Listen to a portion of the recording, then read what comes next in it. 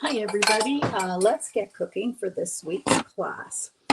Right here in the pan I have some fried up ground beef, and what I'm going to do with that is put it in the fridge, and later on this week I'm going to put a pot of chili on in my slow cooker. So I just wanted the ground beef cooked up to save me the time of cooking it, and that way I can just put together the slow cooker and everything will be ready in it for lunch. Now, let's just change pans here so we can kind of see what I'm cooking. Okay, this is butter chicken.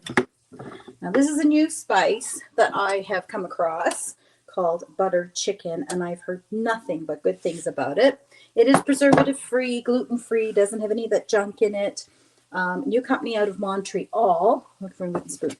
New company out of Montreal. And yeah, so it's a great company that I'm really interested in becoming part of, and curious if any of you would like to hear more about it. They have such great deals is one thing I really like. Let's get making this, okay? So I put in half a cup of butter and onions. Now, to be honest with you, I didn't have any onions in my cupboard. I used them up the other week. So I happen to have some of my Epicure spice left, the toasted onion, and I used that. And full disclosure, I put half a cup of butter in because I was rushing around trying to get ready to do my prep. And if I had read the ingredients, I'm only supposed to melt a third cup and then add the rest later. But anyway, and then 2 chicken breasts is what it called for. So I took my 2 chicken breasts and I cut them up into cubes and I put it in here. So the butter, the onion, I fried up a little bit, added the chicken, and the chicken is cooked now. And that was only two chicken breasts into little cubes. And then we're going to add the rest of the ingredients. So let's follow along. All right, so I want you to see it.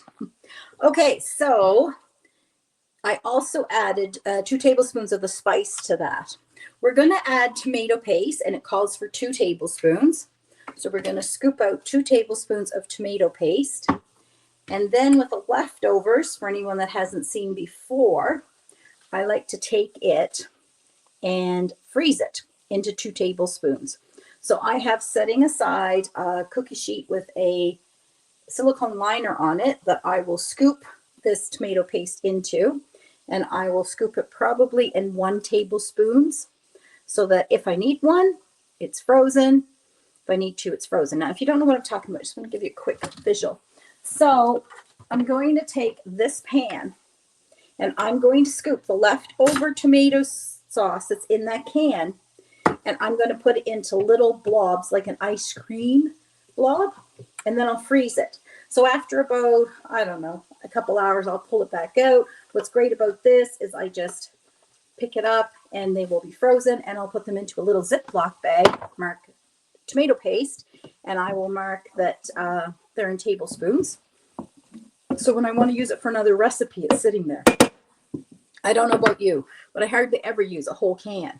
I don't know why I make them like that. So the other thing it calls for is 3/4 cup of cooking cream. Now, I didn't really have any cooking cream on hand, so I decided to use coconut cream, right? Coconut milk, because I don't know about you, but I think buttered chicken needs coconut milk. That's how I would make it. So I'm kind of improvising here, but that's okay. That's what's great about doing these recipes. You can switch them around, put in things that you think will work. So I'm going to add 3/4 cup of cream to this. Let me just read my recipe there. All right, add your tomato paste, the rest of the butter, which remember I put all too much in at the beginning. And then add more spices, I believe. Yeah, rest of your spices and your cream mix well. Once the cream is set, and you just simmer for 1 to 2 minutes, and then this is ready. Now, I highly suggest you pour this over basmati rice. That's what I would do. And I have a big bag here, and I will pre-make this so it's all ready. And then when my husband's home, this is what one of our meals will be. My son won't eat it. We'll have some chicken nuggets, pre-made chicken nuggets, which reminds me, I must get some chicken nuggets in my oven. Okay, and then you add a little more spice. Now, it does call for a total of, okay, that spoon is wet now. I can't use it. 6 tablespoons. That's quite a bit. Shoot. Well, we'll just improvise this. 6 tablespoons of spice. So that sounds like a lot of spices. But I'm going to add about 4, see how it goes. And I'll know next time if I need to add more. But that's the first time I've tried that, and that's butter chicken. So curious how that's going to taste. Sure smells good. So something else I just wanted to show you quickly that I'm making is my meals for the week, my dinners. So we'll leave that on there. Just want to make sure those spices are mixed in. And we'll just let that cook until the sauce is kind of thicken up a little bit. All right. So I wanted to make some meals and prep them. So what I do is I put 4 bowls on a cookie sheet. Now these bowls are going to go in the oven at 425 for about 40 minutes. So up here, all right? What are we going to put in those bowls? Well, first thing was I had a sweet potato that I wanted to get used up. So I cut the sweet potato into cubes, about all the same size, mixed it with olive oil and some spices. You can use whatever kind of spices you'd like to put on your potatoes. And actually, this is probably going to fill pretty well all the bowls. That's all right, because I really wanted one with rice. All right, put that in the sink, rinses out. The other thing I have here is I cut up fish because I really wanted fish this week. So I have some haddock cut up here, and I used my kitchen shears to cut that up, and some salmon. Now I left the skin on because I really want the fat on it. And you should mix that with your seasoning. I went through my bowl in the wash. Okay. I don't have a small bowl, do I? Yes, I do. A little one. Actually, I know what I'll use. All right. So you're going to sprinkle your fish with whatever kind of seasoning you want to use. I have a bunch of different ones here. Really, I love the bacon, so I had to purchase the maple bacon. Now this one I'm going to put on my salmon because I really think, holy smokes, I need more spices. I really think the salmon and maple will taste good together. So we're going to see how that works. All right, so what would I put in? I put in about a teaspoon, maybe a little more. And you want your fish on the top of these bowls. I'm not sure why, but that's what it calls for. So we are going to follow that rule. Don't follow all of them. That one's done. Wash my hands.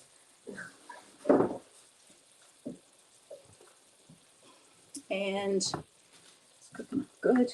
All right.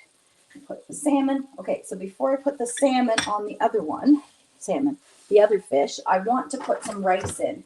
So I just take a 1/4 cup of my rice and I pour it right in the bowl, uncooked. That's right. So there's my rice, uncooked, and I put it in the bowl. We're going to put our fish on top of that. And you might want to ask, well, how does that cook in there? Well, we add chicken broth to it. A chicken broth or a vegetable broth, you can use whatever you want. Okay, so there's my fish in those bowls. And then the other thing I use vegetables. I'm kind of running out of room. I cut up carrots and I cut up some broccoli because I wanted to have I had some broccoli on sale this week, so I bought it. A little bit of carrots. You could add frozen veggies and add it in at the end. That's entirely up to you. My bowls are full, absolutely full. Okay. There was too much sweet potato, but that's okay. So I put everything in, and I put the veggies closer to the top. All right, so I want my seasoning in there. So I'm going to just shake on a little bit of seasoning on that fish, and I use the maple. But on the haddock, I've got a lemon pepper here, a lemon dilly, and I have a seven Thai one that I was going to try, but I think I'll save it for a stir fry. All right, so I'm just adding some spices to my dishes. All right, now the one that has the, I'm gonna add a little oil to the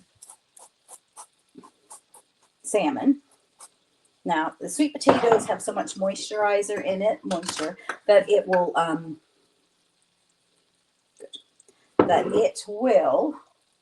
soften the vegetables and cook them. Okay, so I threw in my chicken broth in with my rice, and I want to show you what I have. Okay, 4 beautiful bowls. Now I'm going to stick these in the oven for 40 minutes. These will be fully cooked, and those are my lunches this week. Now you can see I made a little too much into the bowls. I'll know next time that one sweet potato does 4 bowls. I thought it would only do 3, and I guess I could have done all 4 with the sweet potato, but I kind of wanted rice one day this week. All right, see, that's thickening up. That looks so good. You see that? Yum, yum. All right, so that is the class today. I'm going to pop these in the oven. My oven was preheated to 425. It will be cooked in 40 minutes. And what I am going to do is throw my son's chicken nuggets in there so they're cooked for him. And something else. Check out our coffee chat. We talked about convenience foods, and one of them is having like this in your cupboard. So when I'm done work, if I haven't pre-made my rice, this is great. 2 minutes in the microwave and it is all ready. Yes, there are some preservatives in the package. I get that, but I just want to show you some ideas I have when you're running out of time and save me going and ordering out. This is one of those suggestions. So a whole bunch more suggestions are on my coffee chat. Oh, and also, I just started a website, and on there I have a blog. And the blog talks about my coffee chats and all the things we talk about, and meal prep. Be a great thing to go check out. And I will be putting my website link in here soon so that you can go check it out and see what's there. Okay, everybody, hope you have a wonderful time. It's a much longer class, but I wanted to share so much with you. Okay, take care.